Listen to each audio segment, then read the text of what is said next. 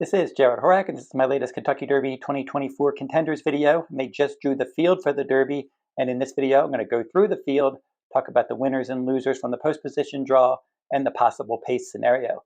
Now let's pull up the graphic with the field now. And number one, Dornoch, for trainer Danny Gargan. Luis Saez is going to ride. He's 20-1. Sierra Leone is number two. Tyler Gaffalione aboard at 3-1. Mystik Dan for Kenny McPeak. Brian Hernandez Jr. at 20-1. You have Catching Freedom with Flavian Prat aboard at 8-1. Catalytic is number 5, and he's 30-1 morning line with Jose Ortiz riding. Number 6, Just Steel, D. Wayne Lucas at 20-1. Honor Marie with Ben Curtis aboard for trainer Whitworth Beckman at 20-1. You have Just Steel for Brad Cox and Encino, number 8 and 9. And Florent Giroux is going to ride the 8. Exo Concepcion are going to ride the 9. 10-1 and 20-1. Then you have two Japanese horses, Tio Password and Forever Young, number 10 and 11. They are 30-1 and 10-1. Then you have Track Phantom, a possible pace player in here under Joao Rosario. He's number 12 at 20-1. West Saratoga is the 13 at 50-1. Endlessly coming from off the pace, switching surfaces with Umberto Rispoli in the irons at 30-1. Domestic Product, probably a mid-pack type. Trainer Chad Brown, Irad Ortiz Jr. at 30-1. Grand Mo the first, and he's 50-1. Fierceness, your 5-2 morning line favorite with John Velasquez. Todd Pletcher's the trainer. And number 18 is Stronghold for Phil D'Amato, Antonio Fresu at 20-1. Resilience for Bill Mott, Junior Alvarado at 20-1. Society Man, number 20.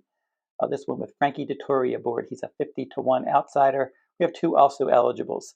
Epic Ride, number 21. And number 22 is Mugatu. So they need, to get into the field, they're going to need a defection. Number 21 will need one defection. Number 22 is going to need a couple of defections to get into the field. Now we're going to talk about the possible pace scenario. And it looks like the early pace setter most likely is going to be Dornoch. He's got that inside post, and he likes to show speed. He showed speed in the Remsen Stakes when he was able to defeat Sierra Leone by a nose there. That was a speed favoring track, and he got out there and he set the pace. And then he also wired the field in the Fountain of Youth Stakes. They tried to stalk the pace last time in the Bluegrass. He was flat. From that inside post, they only have one way to go. They have to go for the lead from that inside post. Encino from post 9. You have young rider Axel Concepcion on this one. Now, he went wire to wire in the Grade 3 Lexington Stakes in his last start. And then Encino had a fast workout earlier today on Saturday, April 27th. So it looks like he's going to be a pace factor in here. Probably T.O. Password from Japan is probably going to show some speed from post 10. He's only run twice. Very lightly raced horse. Wouldn't be surprised if he was really eager to go early. And then Track Phantom from post 12. Another horse that likes to be forwardly placed, so he should be all over the pace. Pressing the pace in here, Just the Touch from post 8 and Fierceness from post 17. It was important for Fierceness to get an outer draw because he doesn't always have the greatest starts. In a couple of his races, he didn't have great starts.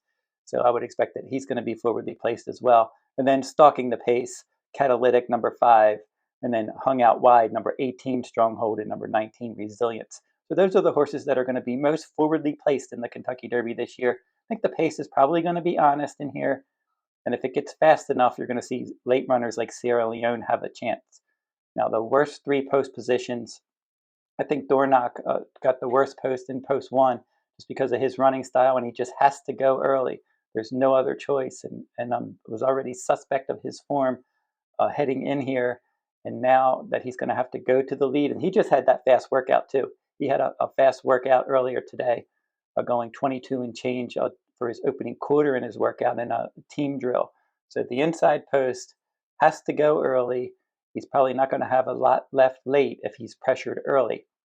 Stronghold likes to be forwardly placed, tracking the pace, and he's got the second worst post, I think, from post 18. It's going to be a tough haul out there, stalking wide. Stalkers like that wide with a decent amount of speed inside of them could really be hung out with wide trips. Same goes for Resilience. He's going to be the third that I think drew the worst post based on his running style. So that's basically what it is. It's Dornoch with his running style of speed from the inside. That's why I don't like the post, because of all the speed that he's going to face pressure from the outside. Stronghold, the opposite. He's got good tactical speed, but he's drawn well outside of multiple speed horses he's in for a wide stalking trip. And then Resilience, number 19, probably in for a similar trip as Stronghold, wide stalking trip. Best 3 post positions, I think Just a Touch, a lightly raced, unraced 2-year-old, just making his 4th lifetime start, has good tactical speed. Post 8, he should be able to work out a decent trip. Doesn't mean that I necessarily think he's going to win, but I think that he did well at the post draw. Another horse that did well at the post draw is number 11, Forever Young. He's one that should be probably sitting mid-pack, and one of the horses that that doesn't like kickback in his face. So getting post 11, he might be able to stay out in the clear somewhere in mid-pack and work out a decent trip. And then number 17, Fierceness. He drew well. I think not necessarily that post 17 is good, because post 17, 0 for 44 with just 1 second and 2/3 in the Kentucky Derby.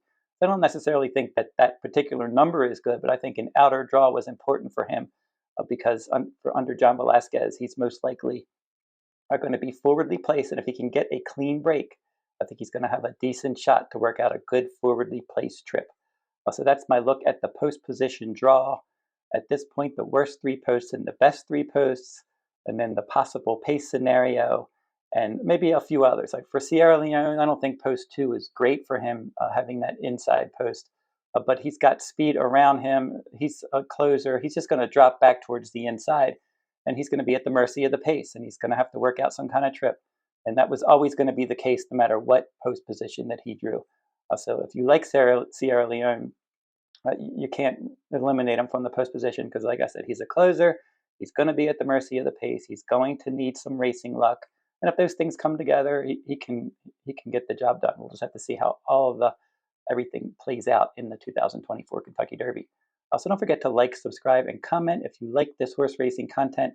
And I'm going to be back every day doing these Kentucky Derby news videos, looking at like I did in this one, the pace scenario and the post positions. I'm going to cover as many subjects as I can as we get closer to the 2024 Kentucky Derby. We're less than a week away now. And until I see you next time, good luck at the races.